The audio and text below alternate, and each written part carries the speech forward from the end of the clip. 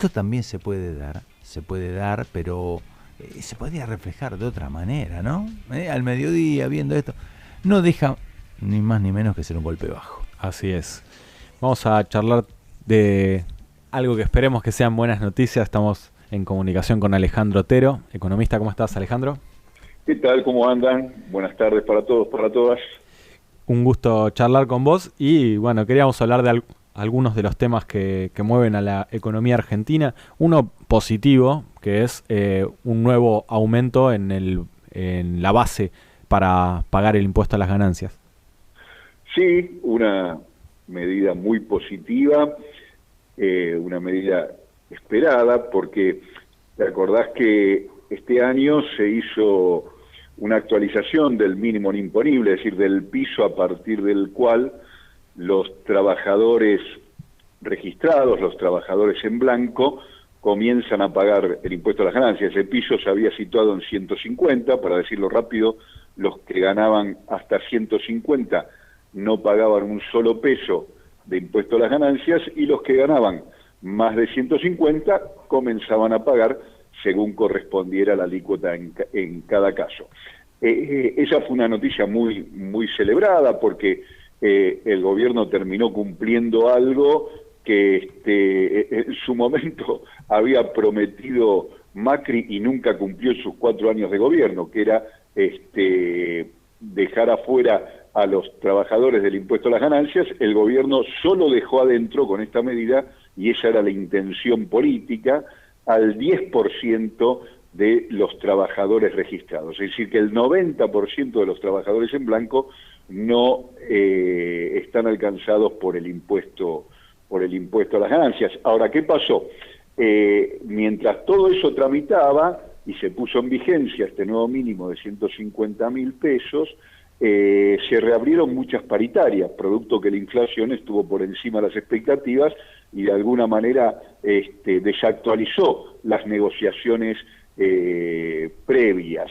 Y al actualizarse nuevamente los salarios, ese mínimo de 150 empezó a quedar corto, porque los salarios se incrementaron, y como la intención política sigue siendo que solo se han alcanzado el 10% de los trabajadores, es decir, los trabajadores mejor pagos, entonces se promueve la medida de actualización que se ha dicho va a ir a 175.000, de modo que los que ganen hasta ahí no van a pagar un solo peso, y de ahí en más se pagará en función de lo que corresponda en cada caso. Ahora, esta no es una medida aislada, eso me parece que es lo también importante para verlo. Tiene que ver con una serie de medidas de recomposición de los ingresos que, como hemos dicho, es una condición necesaria para retomar la senda de crecimiento, ¿no? Es necesario recomponer los ingresos para que mejore el consumo, y va a ser el consumo la variable que dinamice la economía, la variable que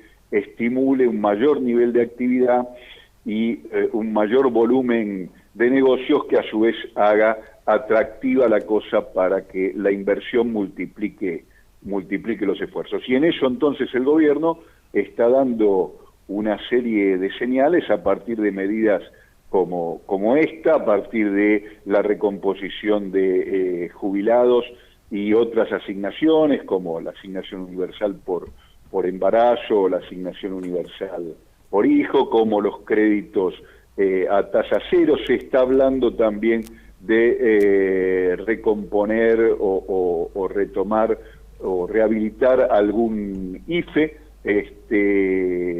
y seguramente habrá otras medidas que vayan en el mismo sentido, insisto, de recomponer ingresos a distintos sectores de la población, de modo de alentar el consumo y por esa vía dinamizar al conjunto de la economía, que esto también es importante tenerlo claro. Cuando se anuncian estas medidas, parece que los beneficiarios fueran, por ejemplo, para tomar esto el caso, pero vale lo mismo para la asignación universal por hijo, que el beneficiario es solo aquel que la recibe, ¿no? Como si uno dijera, bueno, se actualizó el mínimo imponible del impuesto a las ganancias, se benefician los trabajadores en blanco. Sí, esto es verdad, en primer término, pero producto de que esa mejora va a ser volcada al consumo, se termina beneficiando el conjunto de la sociedad, porque en la medida que eso se vuelca al consumo, hay más nivel de ventas, si hay más nivel de ventas va a haber mejores condiciones para el empleo y también va a haber mejor rentabilidad empresaria. Entonces es importante tener claro no solo la foto, sino la película que se desata a partir de una movida como esta. Digo esto porque mucha gente cuestiona y dice, no, pero se incrementan los ingresos, y esto cómo se financia, y blablita, blableta, que esto, que lo otro, que... Mire, una medida que mejora los ingresos, más temprano que tarde, beneficia a todo el conjunto de la sociedad. Beneficia a los comerciantes, beneficia a los empresarios y beneficia a los propios trabajadores y al resto de la sociedad que tiene mejores condiciones para incorporarse a la economía. Me parece importante subrayarlo porque muchas veces se queda la discusión en un punto y lo que hay que ver es toda la recta. Claro, el círculo virtuoso, Fabián, te saluda Alejandro, ¿no? Sí, Fabián, efectivamente, efectivamente. Claro, lo que vos no tenés que pagar por ese lado lo invertís en consumo, ¿no? Consumís más. Efectivamente, lo que se alienta con esto es el consumo. Y es más, esto ya Keynes lo decía a través de un término que era la propensión marginal a consumir. ¿Qué quiere decir la propensión marginal a consumir? Es decir, la tendencia que tiene la gente a consumir. Y como Keynes en el momento que le tocó, ¿no? Las primeras décadas del siglo pasado, la discusión era muy fuerte con el marxismo. Keynes quería evitar hablar de lucha de clases, ¿no? Porque eso era el propio del discurso marxista, que, ubiquémonos, en ese contexto histórico era un tema, hoy casi nadie habla de eso, pero digamos, en esa época era muy común hablar de eso, y Keynes, obviamente, que no tenía nada que ver con el marxismo, él decía, bueno, los pobres tienen mayor propensión a consumir. En realidad lo que estaba diciendo Keynes era que los pobres no tienen capacidad de ahorro, es decir, están forzados a gastar todo su ingreso en consumo. Entonces ese es el motivo por el cual cada peso que se pone en el bolsillo de los sectores con menores recursos es un peso que vuelve y multiplica vía consumo. Dicho de manera rápida, el peso en el bolsillo de los sectores populares rápidamente llega al comerciante, llega al empresario, y por eso es importante, para que eso funcione, que no vaya por vía de incremento de precio. Es decir, que un incremento en el ingreso, en el bolsillo del trabajador, en el bolsillo del desempleado, sea efectivamente mayor capacidad de consumo y no mismo consumo a mayores precios. Entonces, por esa vía sí se produce el círculo virtuoso o el efecto dominó esperado. Y Alejandro, bueno, hablabas de Keynes y por ahí los representantes del neo-keynesianismo, que se dice por ahí son algunos que están actualmente llevando adelante las políticas económicas del gobierno, bueno, en general del frente de todos, podríamos decir, Axel Kicillof, y también hay que ver si Guzmán entra en esa clasificación, y uno de los puntos de discusión que saltó a partir de la carta de Cristina Fernández de Kirchner, que quizá no es una contradicción tan grande, pero que podemos preguntarte a vos exactamente si es así. Cristina decía que había habido una especie de ajuste fiscal, y Guzmán, el ministro actual de Economía, dice que para él no, que fue una política expansiva. Sí, es interesante, ¿no? Tiene varias dimensiones interesantes eso. Una es como la utilización mediática de ese contrapunto quiere ampliar la discusión y llevarla a un terreno que me parece que no es el que fue planteado. Ahí lo que se discute no es si hay ajuste o no hay ajuste, porque esto si no se vuelve una cuestión semántica, porque, a ver, ¿qué dice Cristina? Cristina dice, se redujo el déficit, y Guzmán dice, se incrementó el gasto, y son dos verdades, ninguno de los dos miente. Están haciendo hablar los números desde distinta perspectiva. Lo que se está, me parece, marcando en ese contrapunto es una cuestión respecto de la velocidad que requiere la situación actual en términos de las políticas activas. Sí. Es decir, lo que está reclamando Cristina, a sabiendas de que el gasto se incrementó, es que se gaste más. Sencillamente es como yo dijera, sí, está muy bien lo que estamos haciendo, pero no alcanza. Y como hay recursos, entonces métele bomba, dicho de manera, claro, si se quiere, vulgar y clara, ¿no? Y el ministro, en fin, lo tomó más como una cuestión académica, ¿no? Y nos enseñó que, bueno, el déficit se puede reducir no porque se haya reducido el gasto, sino porque incrementaron los ingresos. Bueno, pero eso no, me parece que eso no, no contraría lo que estaba diciendo Cristina, que es justamente como hay más recursos, entonces financia mayor gasto. Me parece que está claro el contrapunto al interior del gobierno, que es un contrapunto interesante y absolutamente legítimo, y lo hemos dicho en estas columnas más de una vez, ¿no? Es decir, es cierto que los indicadores objetivos son positivos, crece el nivel de actividad, crece el volumen de negocios, mejora el empleo, mejoran las ventas, mejoran los ingresos. Ahora, parecería ser que esos indicadores objetivos no se están traduciendo todavía en buenas sensaciones para la mayoría de la población, y los resultados en las urnas fueron elocuentes respecto de esto. Bueno, entonces, que alguien diga, che, aceleremos para que lo que se ve en los números, en las pizarras y en los indicadores se vea en la vida cotidiana de la gente, la verdad que parece un planteo bastante razonable, sobre todo si además dice, che, mirá que además hay recursos para hacerlo. Claro, poner plata en los bolsillos de la gente, nene, sería así, ¿eh? Si lo decimos así de manera coloquial, acelerá. Además, el contrapunto viene ante una supuesta pregunta de un medio hegemónico a Guzmán, porque nadie lo vio Guzmán respondiendo eso. Dicen que Guzmán dijo tal cosa, ¿no? Y lo que sí dicen que es cierto, que se comunicaron en la semana anterior el ministro con Cristina, ¿no?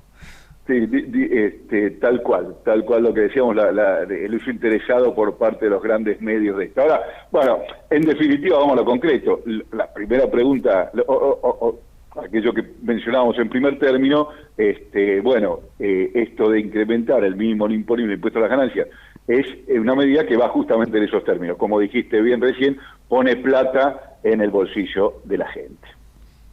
Y Alejandro, también en el post-electoral me parece que no hemos charlado de esta recuperación de la economía que veníamos mencionando en las últimas intervenciones que has hecho acá en nuestro programa, y la falta de correlato con lo que fue la votación, que muchos achacan a esa, también lo que están, también parte de lo que estamos hablando, ¿no?